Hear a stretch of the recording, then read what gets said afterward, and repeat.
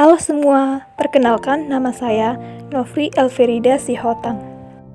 Pada kesempatan kali ini saya akan memaparkan beberapa materi, yaitu tentang 1. Reformasi birokrasi, 2. Reinviting government, 3. Good governance. Apa itu reformasi birokrasi? Reformasi birokrasi merupakan sebuah perubahan besar dalam paradigma dan tata kelola pemerintahan Indonesia untuk mencapai good governance, menyangkut aspek manajemen pemerintahan yang meliputi 8 area perubahan. Reformasi birokrasi merupakan upaya untuk menata ribuan proses tumpang tindih antara fungsi-fungsi pemerintahan. Reformasi birokrasi juga dikatakan upaya menata ulang proses birokrasi dari tingkat tertinggi hingga terendah. Reformasi birokrasi merupakan upaya merevisi dan membangun berbagai regulasi dan memodernkan berbagai kebijakan. Berikut ini ada 8 area perubahan reformasi birokrasi. Yang pertama, manajemen perubahan. Kedua, penataan hukum dan perundangan. Ketiga, penataan dan penguatan organisasi. 4. Penguatan tata laksana. 5. Penataan sistem SDM dan aparatur. 6. Penguatan akuntabilitas. 7. Penguatan pengawasan. 8. Peningkatan kualitas pelayanan publik. Berikut tujuan dilakukannya reformasi birokrasi. Yang pertama, mengurangi dan akhirnya menghilangkan setiap penyalahgunaan kewenangan publik oleh pejabat di instansi yang bersangkutan. 2. Menjadikan negara yang memiliki most improved birokrasi. Yang ketiga, meningkatkan mutu pelayanan kepada masyarakat. 4. Meningkatkan mutu perumusan dan pelaksanaan kebijakan instansi. 5. Meningkatkan efisiensi atau biaya dan waktu dalam pelaksanaan semua segi tugas organisasi. 6. Menjadikan birokrasi Indonesia antisipatif, proaktif, dan efektif. Selanjutnya tentang reinviting government. Reinviting government atau diartikan dalam bahasa Indonesia adalah mewirausahakan birokrasi. Kalimat mewirausahakan birokrasi adalah bukan bagaimana birokrasi tersebut melakukan wirausaha untuk mendapatkan keuntungan sebesar-besarnya. Namun, mewirausahakan birokrasi di sini berarti mengubah sistem atau pengaturan birokrasi yang kaku, kulturis, dan irasional menjadi lebih baik dan mengadopsi sistem privat sektor dalam menjalankan manajemennya. Sebab munculnya konteks kemunculan mewirausahakan birokrasi. 1. Organisasi pemerintah yang gemuk dan lamban sehingga cenderung bersifat spending daripada mendatangkan profit dalam wilayah fiskal. 2. Pelayanan publik yang tidak efektif dan lambat sehingga melahirkan ketidakpercayaan masyarakat pada kapasitas pemerintah dalam menyelenggarakan pelayanan publik. Berikut prinsip reinviting government. Pertama, pemerintah katalis. Kedua, pemerintah milik rakyat. 3. Pemerintah yang kompetitif. 4. Pemerintah yang digerakkan oleh misi. 5. Pemerintah yang berorientasi hasil. 6. Pemerintah berorientasi pelanggan. 7. Pemerintah wirausaha. 8. Pemerintah yang antisipasi. 9. Pemerintah yang desentralis. 10. Pemerintah yang berorientasi pasar. Selanjutnya tentang good governance atau tata pemerintahan yang baik. Good governance merupakan tindakan atau tingkah laku yang didasarkan pada nilai-nilai yang bersifat mengarahkan, mengendalikan, atau mempengaruhi masalah publik untuk mewujudkan nilai-nilai itu dalam tindakan dan kehidupan keseharian. Konsep good governance. Penerapan good governance dimaksudkan agar tercapainya keterbukaan informasi, adanya pertanggungjawaban pemimpin, perlakuan adil bagi setiap pegawai dalam menjalankan kewajiban dan menerima haknya sebagai pegawai maupun adanya keterlibatan dari seluruh pegawai dalam pengembangan organisasi menjadi lebih baik lagi. Berikut ada prinsip-prinsip good governance. Yang pertama ada partisipasi masyarakat. Artinya semua warga masyarakat mempunyai suara dalam pengambilan keputusan.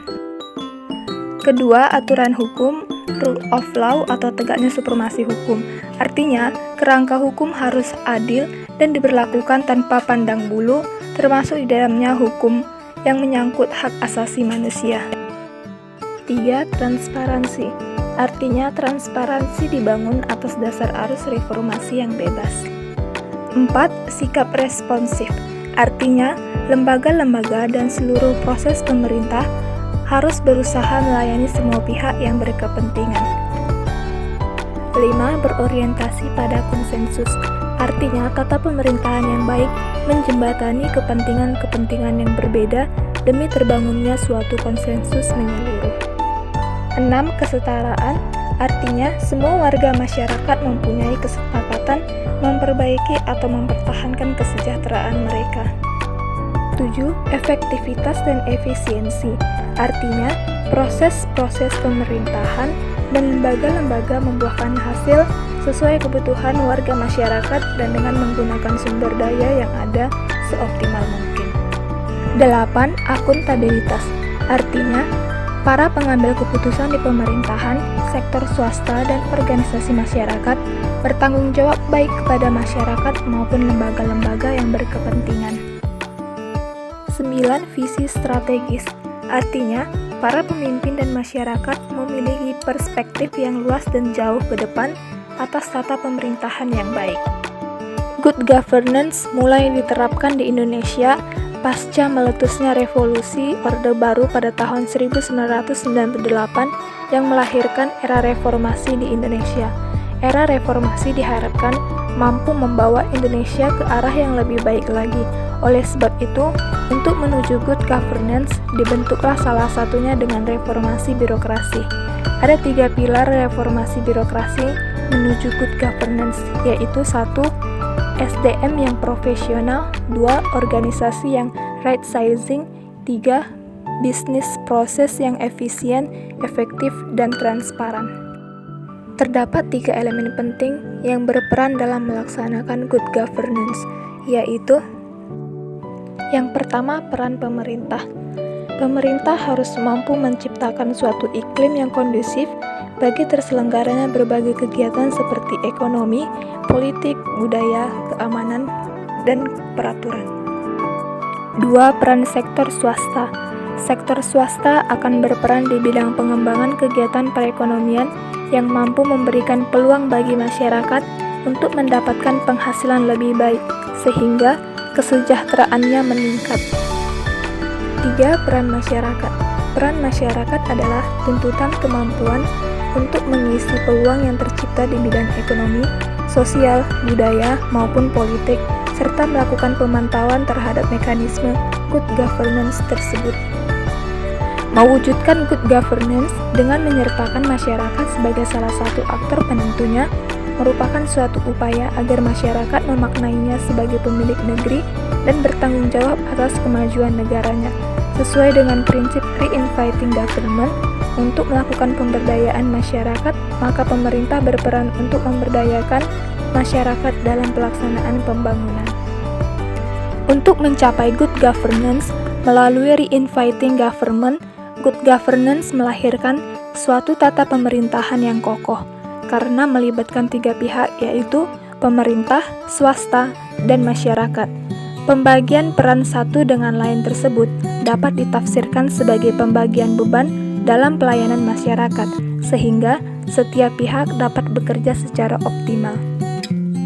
Pemerintahan kompetitif ke depan bercirikan re-inviting government dan good governance memiliki 3 prinsip, yaitu yang pertama pelayanan, kedua keseimbangan antara peran pemerintah dan masyarakat, 3.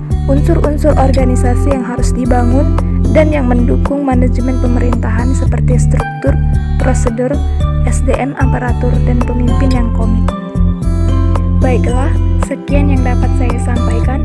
Apabila ada kata yang salah ataupun yang kurang berkenan, saya mohon maaf dan saya akhiri.